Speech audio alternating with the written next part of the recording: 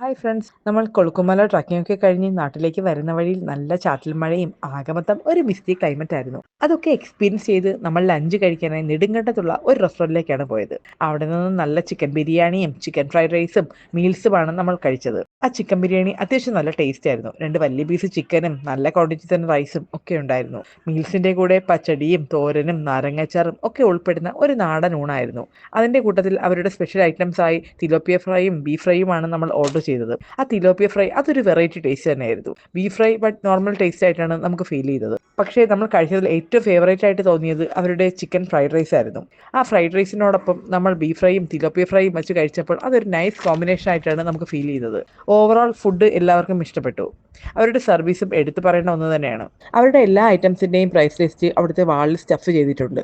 അതുകൊണ്ട് തന്നെ നമുക്ക് കയറുമ്പോൾ തന്നെ അതിനെപ്പറ്റി എല്ലാം ഒരു ഐഡിയ കിട്ടും. ഈ വഴി പോകുന്നവർ ഈ റെസ്റ്റോറൻറ്റ് ഒന്ന് ട്രൈ ചെയ്ത് നോക്കൂ കേട്ടോ. ഈ സ്പോട്ട് വരുന്നത് നെടുങ്കണ്ടത്തുള്ള ഒലീവ് ഫുഡ് കോർട്ട്. അപ്പോൾ ഓക്കെ, ബൈ.